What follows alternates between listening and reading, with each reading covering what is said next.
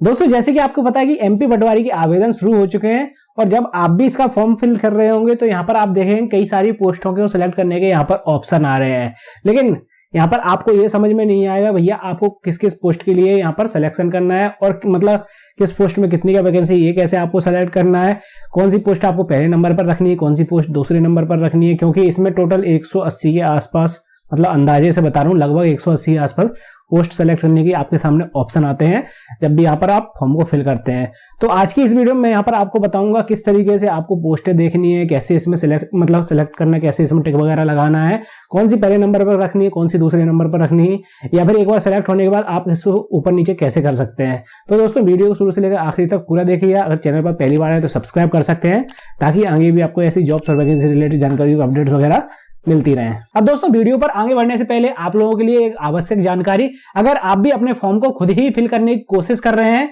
तो मैं आप लोगों को एक जानकारी देना चाहूंगा। यहाँ पर जो इसकी पेमेंट कटती है वो किसी भी आप कियोस्क पर जाकर कटवा सकते हैं, लेकिन अगर आप कियोस्क पर इसकी पेमेंट वगैरह कटवाने जाते हैं तो वहां पर कुछ एक्स्ट्रा चार्ज वगैरह वो कियोस्क वाला लेता है इसकी पेमेंट वगैरह करने के लिए। लेकिन अगर आप घर से ही इसकी पेमेंट कटवाना चाहते हैं तो डिस्क्रिप्शन बॉक्स में मैंने एक कॉन्टैक्ट नंबर डाल रखा है जिसपे आप मुझे अपनी डिटेल्स व्हाट्सएप कर सकते हैं। जी हाँ दोस्तों, उस नंबर पर आप कॉन्टैक्ट नहीं कर सकते मुझसे, सिर्फ मुझे डिटेल्स अपनी व्हाट्सएप वगैरह कर सकते हैं। अगर आपको कोई प्रॉब्लम वगैरह चल रही है तो उसके लिए आप मुझे कमेंट सेक्शन में पूछ सकते हैं और उस पर मुझे सिर्फ वही लोग व्हाट्सएप करेंगे अपनी डिटेल्स जिनको अपनी पेमेंट कटवानी, जिन्होंने अपने आवेदन को पूरा फिल कर लिया है कंप्लीटली, उनका एप्लीकेशन नंबर वगैरह जनरेट हो गया है और इसके बाद वो मुझे अपना एप्लीकेशन नंबर, अपनी डेट ऑफ बर्थ और अपना पासवर्ड, जो भी उसने प्रोफाइल का पासवर्ड वगैरह जनरेट किया उसको व्हाट्सएप कर सकता है। एप्लीकेशन नंबर जनरेट होने के बाद ही आपको व्हाट्सएप करना है, इससे पहले आप मुझे व्हाट्सएप मत करिएगा, क्योंकि मेरे पास जो भी एप्लीकेशन आएगी जिसका एप्लीकेशन नंबर वगैरह मेरे पास आएगा मैं डायरेक्ट उसकी पेमेंट वगैरह कटवाकर उसको पीडीएफ बनाकर उसको सेंड कर दूंगा और उसको कोई भी एक्स्ट्रा चार्ज वगैरह नहीं लगेगा। जितना यहाँ पर फीस कट रही होगी, जैसे 560 रुपए जनरल वालों की फीस कट रही है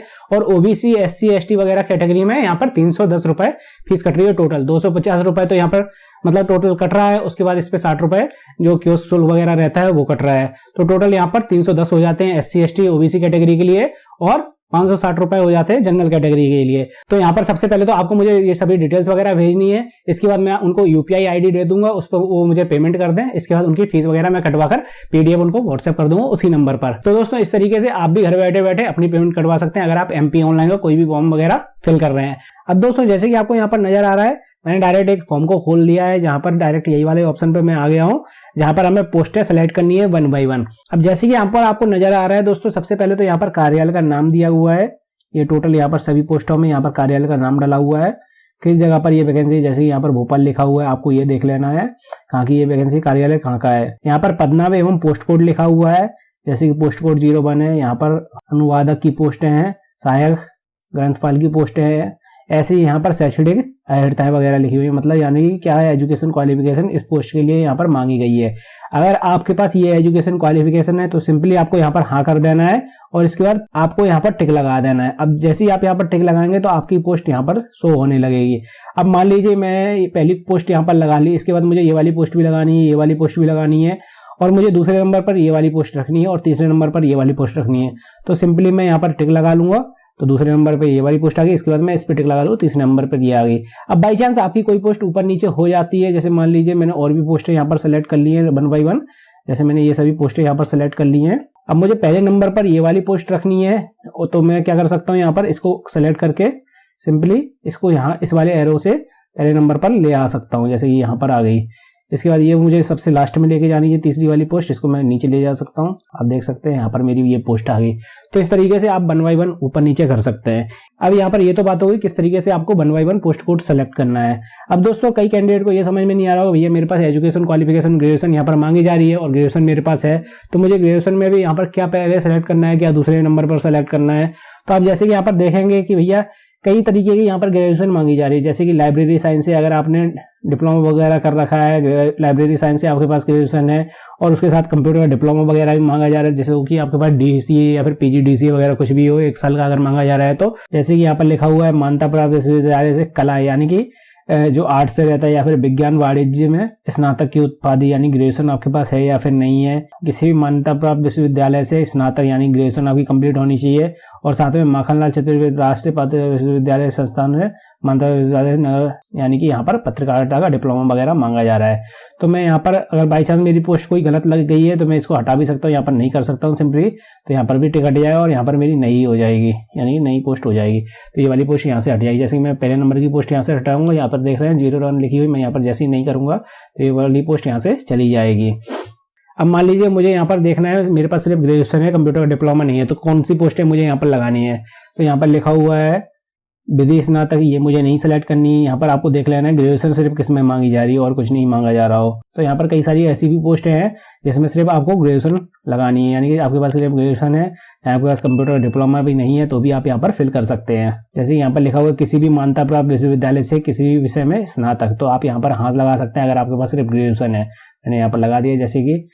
अब यहाँ पर वेटरनरी साइंस से आपके पास ग्रेजुएशन वगैरह होनी चाहिए, ये मेरे पास नहीं है, किसी मंत्र विद्यालय से स्नातक, तो मैं यहाँ पर हाँ लगाकर ये वाला पॉइंट भी यहाँ पर लगा सकता हूँ। तो आप देख सकते हैं इस तरीके से। अब जैसे कि यहाँ पर आपको नजर आ रहा है दोस्तों पोस्ट कोड 162 से यहाँ पर, तो यहाँ से 1 बाई 1 आपको पटवारी की पोस्टें सेलेक्ट करनी है। अब अगर आपको इसमें देखनी है वैकेंसी वगैरह कितनी है खाली है, या फिर और भी किसी दूसरी पोस्ट में आपको देखनी है कितनी है वैकेंसी किस पोस्ट में खाली है, तो सिंपली आपको क्या करना है, आपको इसका ऑफिशियल नोटिफिकेशन ओपन कर लेना है। जब आप इसको नीचे स्क्रॉल डाउन करके आएंगे तो इसी नोटिफिकेशन पेज नंबर 32 से आपको यहाँ पर पोस्ट कोड को 1 बाई 1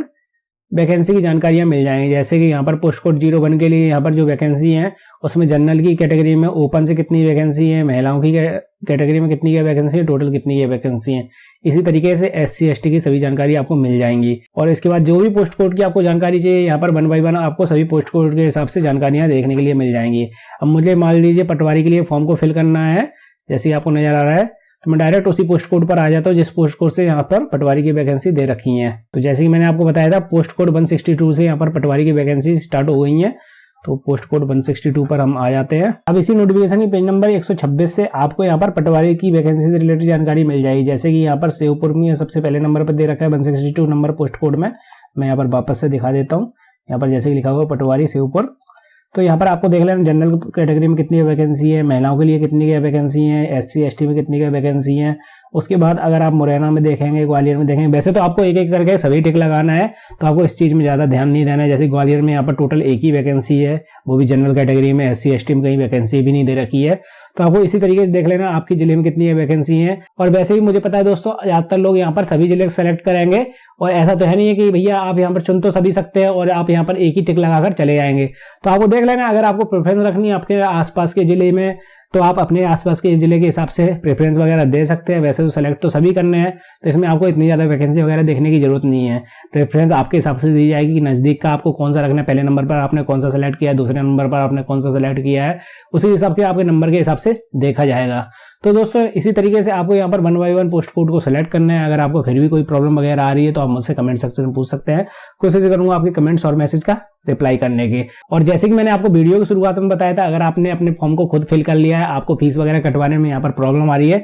तो नीचे जैसे कि आपको कॉन्टैक्ट नंबर नजर आ रहा है, इस नंबर पर आप अपनी डिटेल्स को व्हाट्सएप कर सकते हो। बाकी सभी जानकारी आपको उसी के थ्रू मैं बता दूंगा, मतलब पेमेंट वगैरह की जो भी जानकारी होगी वो सब मैं आपको उसके बाद बता दूंगा। तो दोस्तों अगर आपको वीडियो पसंद आई तो फटाफट से लाइक कर दीजिए, चैनल पर पहली बार आए तो सब्सक्राइब कर लीजिए। और हाँ, अगर आप इसके फॉर्म को खुद फिल कर रहे हैं, यहाँ पर आपको फोटो सिग्नेचर वगैरह अपलोड करने में प्रॉब्लम आ रही है इसके रजिस्ट्रेशन करते टाइम, तो यहाँ पर आप इस वाली वीडियो को देख सकते हैं जहाँ पर मैंने डिटेल में बता रखा है किस तरीके से आपको यहाँ पर फोटो डॉक्यूमेंट वगैरह अपलोड करने हैं।